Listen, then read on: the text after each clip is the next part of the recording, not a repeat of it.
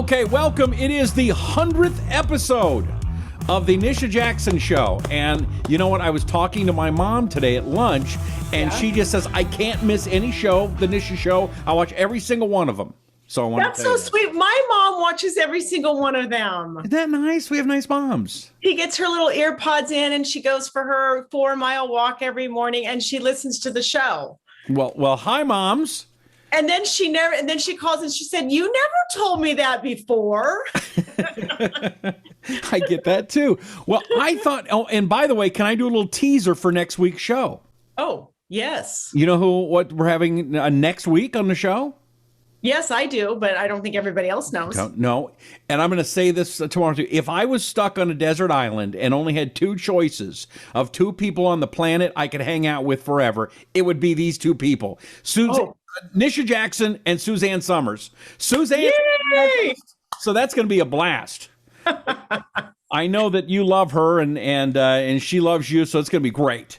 It's going to be a great show. I'm really looking forward to it. Okay. She's got new stuff out, so I'm anxious to hear her take on it. Yes, it'll be good. So I decided to do something different that we've had no planning for this program. Mm-hmm. I called you last minute, so I just noticed it's show 100. So what I thought I would do is kind of Casey Kasum style this program. Remember Casey Kasum? Of course. Keep your feet on the ground and keep reaching for the stars. So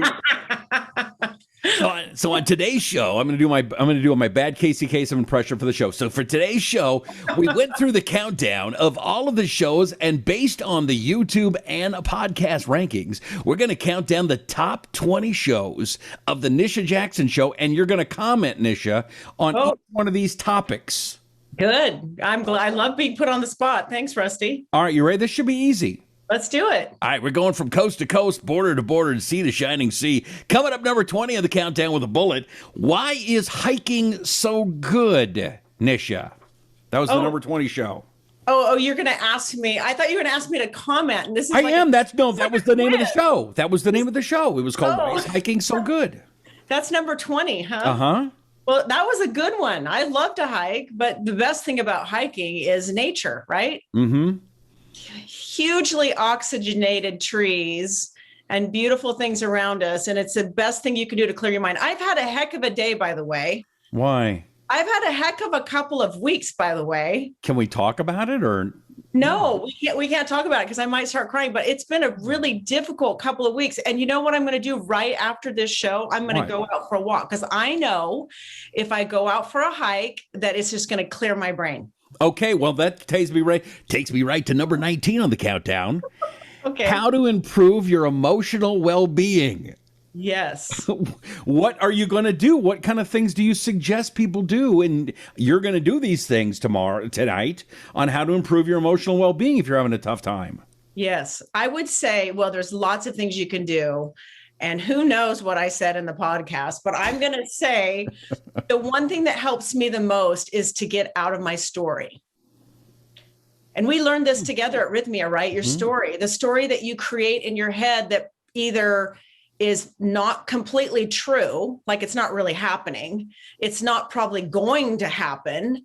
And it's kind of become bigger and bigger the more you create the story in your head, like over and over, and you say it to people and it becomes bigger and bigger and bigger. And all of a sudden you're somewhat of a moderately big problem becomes huge because you've just rehearsed the story over and over again, and it's become so much bigger, and it really seeds it into your brain and into your emotional centers, and then all of a sudden you can't even function. And the truth is that what you build up in your head is always worse than what really happens in real life. Totally, 100%.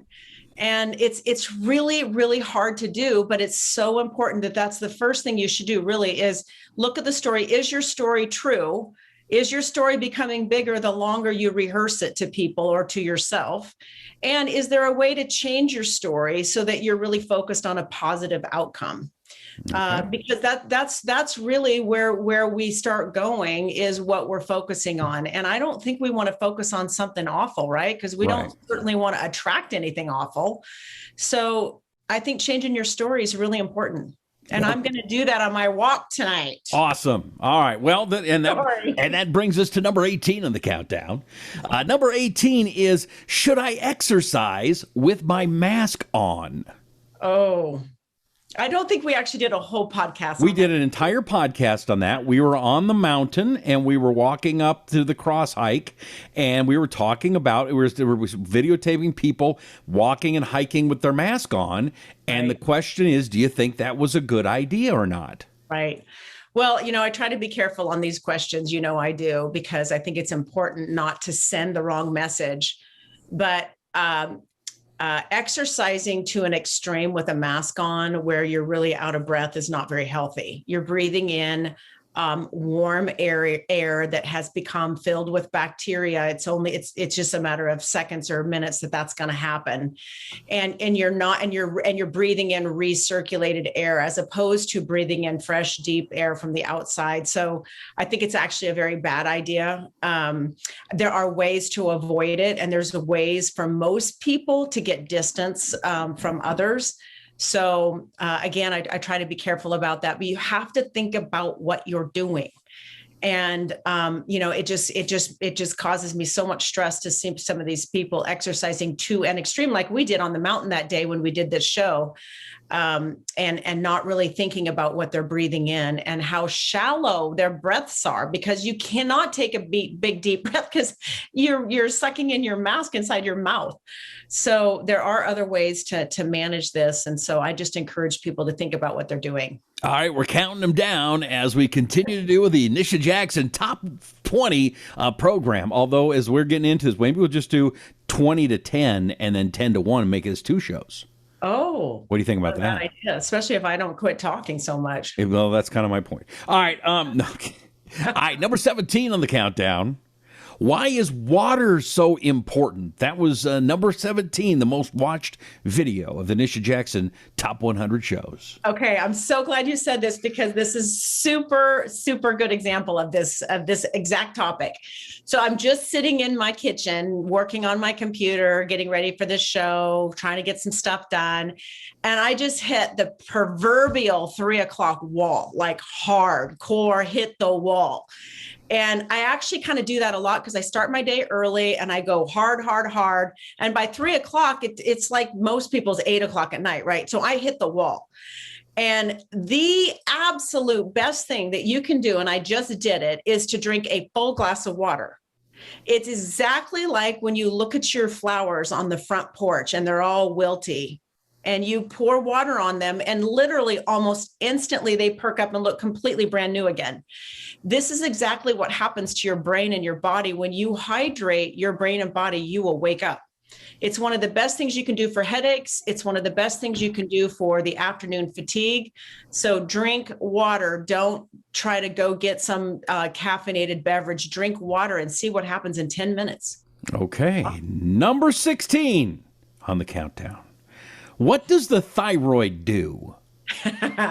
Oh my gosh, so much. 200 plus functions in the body. The thyroid, the little tiny butterfly gland right here in your neck, right on both sides of the Adam's apple. And it's just so important. Probably the thing I can say that is the most important is that it is your metabolism. It's your body's ability to regulate how you burn calories. So if it's low, you're not going to be burning calories like you should, and you'll have weight gain. If it's high, you'll be burning more calories than you probably should be burning for what you're taking in. So it's so important for so many things: inflammation, your mood, your brain function. But metabolism is the big thing we think about with thyroid. And you can be tested for that too. That's something that's important to do. Have your thyroid tested, right? Yes. And having a full panel so that you can make sure that your levels are in the optimal upper 1/3 of normal limits, not sitting all the way down on the very, very low end of normal when you have 20 out of 25 symptoms of low thyroid and someone says you're normal. And that's one of the things that I would say regular doctors, I don't know what the term is, but where somebody that looks at hormones like you do, you go, no, we want them at the higher end. They'll say, well, if you're just one over the lowest, they'll go, you're fine, right? Exactly. Yeah, we want people to be in the optimal range, especially for their age. And we don't want people that have a lot of symptoms of a particular problem to be all the way down at 1/10 above the low end of normal, because we always have to remember that lab tests are 1 minute of one day.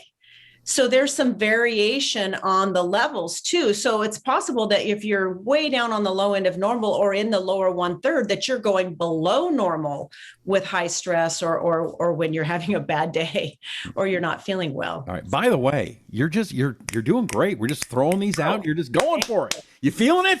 I live this stuff. Oh, yes, you do, baby. All right. Number 15, as we're counting them down. Overthinking is toxic was the 15th most watched video of the past 100 videos on the Nisha Jackson Show. It is toxic. I'm going to think about that too on my walk tonight when I'm recalibrating my story. We're kind of hitting you right now, aren't we? I'm preaching to myself right now. Good. God knows I need it. Okay, overthinking. Well, that just, do we even need to say anything about that? Overthinking. Women are notorious overthinkers. We will think something to death. And overthinking is just not good in so many ways. It's not good in your business. You get the whole analysis paralysis. It's not good when you're overthinking some emotional story that you had with your mother-in-law or your sister, or your daughter the night before, and you just keep replaying it over. And again, that's that whole seeding in that's not necessary. Get over it and move on. Okay, we'll end it right there. All right, number 14, insulin resistance, the number 14th biggest show of the Nisha Jackson Show, is insulin resistance. So everybody pull up your shirt right now. I'm not going to show you mine, but pull it up and reach in right above right around your belly button and see how much you can grab. How much fat can you grab between your fingers? A whole bunch. If you can grab more than 3 inches of fat, you have now been officially diagnosed by Nisha Jackson with insulin resistance. Woohoo! You're the proud winner of insulin resistance. All right. So that's a very crude way of identifying insulin resistance. But insulin is the hormone that we know as the fat storage hormone. So if you have more fat around your belly, you're probably eating foods that are causing you to have a rise in your blood sugar, which then what happens is your pancreas makes insulin to chase the glucose to kind of keep it under control. But the problem is we eat this stuff all day long, all of the time, and you keep producing more and more insulin in the presence of sugar or glucose in the blood. And then guess what? You stay in fat storage mode all of the time. So how do you fix that? What do you do? Is it just about eating better? It's about eating most of your diet as vegetables. So 40 to 50% of your diet in vegetables, trying to eat very little, if any, sugar and flour or starches, and lean proteins, good fats. So all of the good fats that are out there, the nuts, seeds. So I always say that little tune: eat foods from the ground, foods that walk around, foods from the sea, and nuts and seeds. I like that. That's good. Isn't that nice? That is good. Yeah. All right. Counting them down as we do. We're going to do counting down from number 20 to number 10 on this episode. And then we're going to go 10 to 1 on the next episode. Yes. Yes. All right. Because you're doing too good. I thought we could go faster, but you're doing good. I don't want to rush this. All right. All right. You ready? Number 13. Yes. Number 13 show. The number 13th most watched show on the Nisha Jackson Show was Intro to Rhythmia. Oh, wow. Yeah. So like the first time I went? No, the one where we were there and the mystery guest walked by and you were talking about Rhythmia and what that was all about. Yes. By the way, that mystery guest was Ron White. Yeah, the comic Ron White was there and hanging out. He's been doing stand-up comedy again. And he became a very dear friend of Rusty and I, everybody. And he is such a wonderful human being. Yes. He's been very open about his time at Rhythmia and talking about not drinking anymore. Obviously part of his stand-up whole shtick was drinking, right? Yeah. He always had a drink in his hand. And that's the one thing about these retreats that I love so much is being able to get distance from your habits and distance from bad things that you have become that you really don't recognize or you don't realize, and all of a sudden your life is going in the wrong direction. And he recognized that, and he's 3 months sober, going on 3 months sober now, and really, really impressive. And he's doing stand-up without alcohol. It's awesome. Right. Yes. And I'll never forget the first time he spoke to me. We were talking and kind of joking around, sitting at the table.